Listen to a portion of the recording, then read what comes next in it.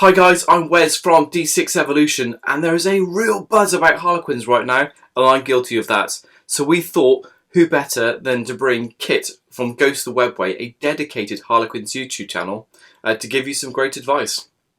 He's got the start of a great community over there, so after this video, why don't you go check him out. In this video, you'll get some great advice that you can tailor to your own needs, and as always, if you've got some better or improved tips, put them in the comments below and we can all learn from them. Anyway, enough rambling for me. Let's see what he's got to say.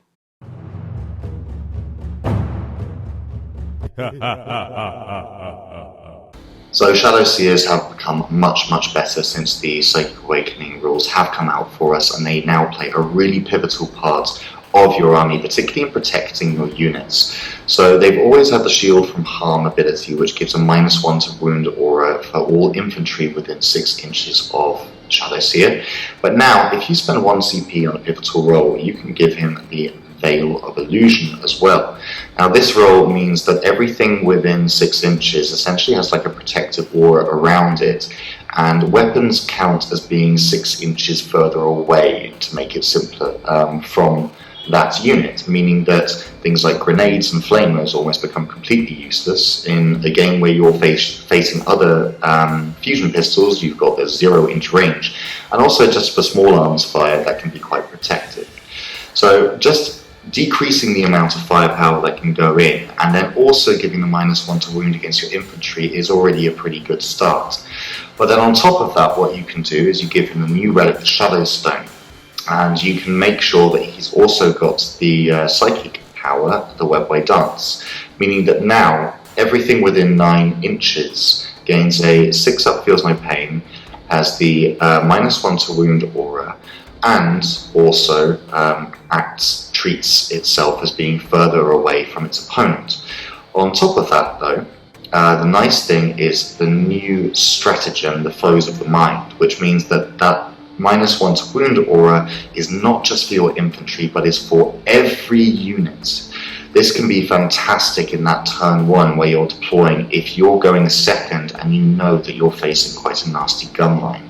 Particularly since a Harlequin's army is traditionally a melee-based army, and if your opponent is having to move closer towards you in order to be able to start doing damage, they're putting themselves in a position of disadvantage against your strong melee choices. So that is an absolutely fantastic pick. I really love this one. I think it's nice and simple, fairly easy to use, and means that you're able to protect those flimsy toughness 3 Harlequins much more effectively.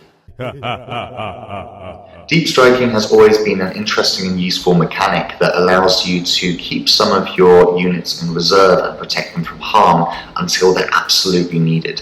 This can also be really key when you're trying to take an objective that your other units might not necessarily be able to get onto at that point. So now, one of the issues that has always been the case is being able to make that first charge roll. And using the Psychic Awakening rules alongside some of the older rules means that you can make that significantly more likely.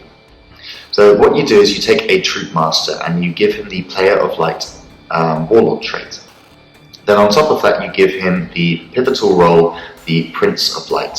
Now he can allow everything within 6 inches to re-roll their charge distance, and they get +1 to the charge, making it much more likely for your unit to be able to make it in. Things that you might want to consider using with this would be a large 12-man troop, and maybe even a solitaire with a pivotal role that allows him to enter from Deep Strike for free. Now on top of that, when you've made your charge, it is quite possible that your opponent will simply fall back so that they can then shoot your troop. Now this has often been a problem for the Harlequins, is then surviving past that point. However, with the TWILIT ENCORE, at the very moment that your opponent falls back, you can consolidate your troop 6 inches and keep them in combat. This can be really effective, not only for mitigating damage and making sure that you are not taking the casualties in the shooting turn next turn, but it's also very useful for things like being able to hold onto a vital objective. Be sure though to make sure that at least one of your players stays within range of your Troop Master to be able to get the rerolls to wound as well, which is why I would recommend purchasing the extra pivotal roll with a CP rather than just simply replacing it.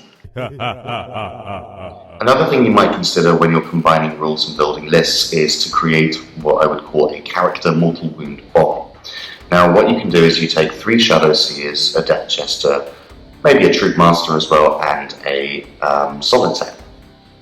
So first of all, with your Shadow Seers, you need to have a Troop Master within about 6 inches during the shooting phase of the unit that you want to target. Now this best works on things like Possess Bombs, large units of Primaris. If you've got 2 units that potentially need to be destroyed and they have multi-wounds, then that's kind of the target that you want to be going for. So you take your 3 Shadow Seers, you cast Smite 3 times, and you cast Shards of Light for an additional D3 mortal wounds and -1 for leadership. And if you want to, you can also cast Mirror of Minds just to be able to add 1 or 2 additional mortal wounds. So already you've got 4 D3 mortal wounds plus potentially a couple from Mirror of Minds. Now what you do is you have a Troop Master reasonably close to the unit that you're targeting, as it has to be within 6 inches, and you make him the Silent Shroud Mask for the additional -1 for leadership. So already from Shards of Light and from this Troop Master, the unit that you're targeting is at -2 leadership.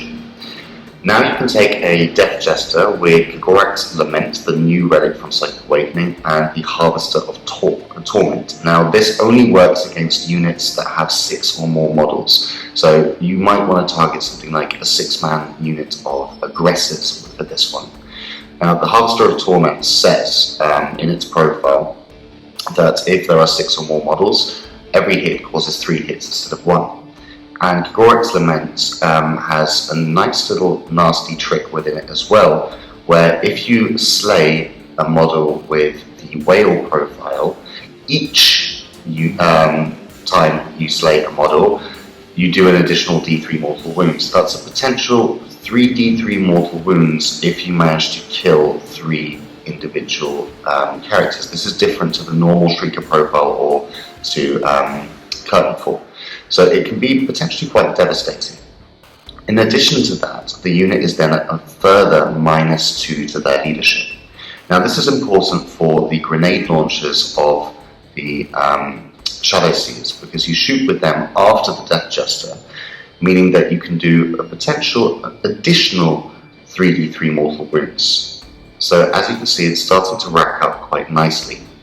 If your Troop Master is outfitted with the Roll of the Darkness Bites as well, then on top of that he can do 2 mortal wounds at the end of the fight phase, just to make sure that he finishes off the unit. Now the other mortal wound bomb that you can create is with the Solitaire and the Suit of Hidden Knives. So you give the Solitaire the additional roll so that he can blitz, and he has -1 to hit as well. With your 2 of your Shadow Seers, you cast the 2 -1 spells, so you cast 1 on the Solitaire and 1 on the unit that he's targeting. So this is looking at -3 to hit, and then when you're charging your Solitaire, it's -4 to hit. Now, the Suit of Hidden Knives states that if a unit tries to attack your Solitaire, every hit roll of a 1 will bounce back as a mortal wound. However, this is not unmodified, meaning that at -4, it means 1s, 2s, 3s, 4s, and 5s all do mortal wounds back at your opponent. This can be fantastic for clearing out things like hordes of orcs.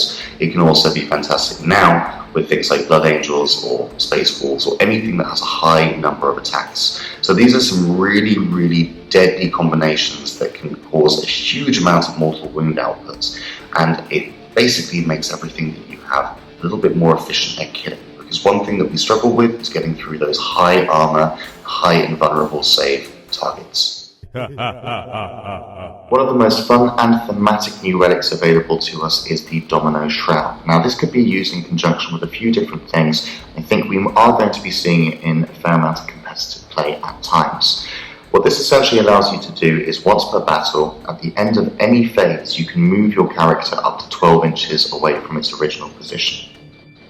What you might want to consider doing is using it in combination with Hero's Path. The Hero's Path allows you to pick up a Solitaire a Death Jester and a Shadow Seer and place them anywhere on the board. You do this at the beginning of either your movement phase or your opponent's movement phase. Now, of course, if you do it at the beginning of your movement phase, in your opponent's movement phase, you can use it again to then move back. In this case, what you're wanting to do is you want to bait a melee unit. So what you do is you set up your Domino Shroud character 6 inches away from a solitaire, but closest to the enemy unit. So when the enemy unit then attempts to charge, and potentially will make the charge into that character, you use the Domino Shroud to then move away, essentially stopping them from being able to attack you. You then use Dramatic Entrance for 1 CP that allows your solitaire to heroically intervene 6 inches. This means that he's not able to be targeted and your opponent wastes their entire melee phase, but it means that your solitaire is able to attack them. On top of that, if you make sure that you maintain cohesion, at the end of that phase, when you then go back to your movement phase, you can use Hero's Path to take all 3 of those characters again and put them back into safety, or to go and grab objectives and do whatever it is that they do best. Skyweaver jet bikes have always been part of the mainstay of our forces and have also been used in a lot of different soup lists.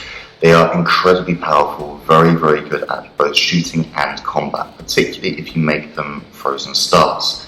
Now, with the addition of the Curtain Falls, where we can actually move instead of consolidating, we have even more options to make them incredibly deadly, and on top of that, not take as much damage. Now, what you can do is, with a unit of 6 of Frozen Stars, you can declare a charge against 2 units within 12 inches. Now, of course, you still want to be able to make that charge, so it is important to be able to do that. And in the background, you might want to have a Death Jester to deny Overwatch, because now with one of the pivotal rolls, that's exactly what he can do.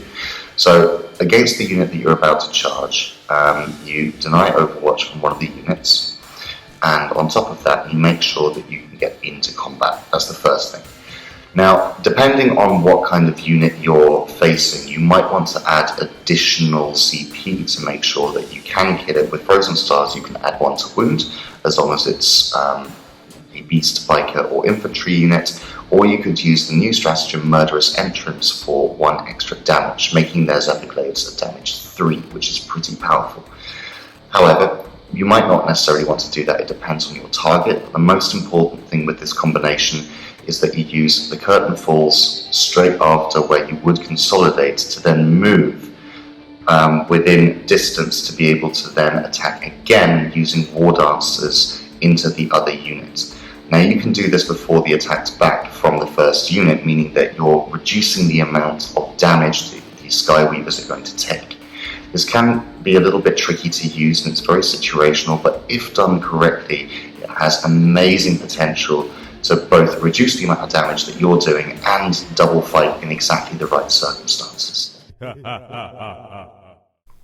Thanks for that, Kit. I know I'll certainly be using a lot of those tricks that you've just come up with there. And if you'd like more tips and tricks for your 40k games, then please like and subscribe to us. And then head on over to Ghost the Webway now and check more of Kit's stuff out. Until then, we'll see you next time.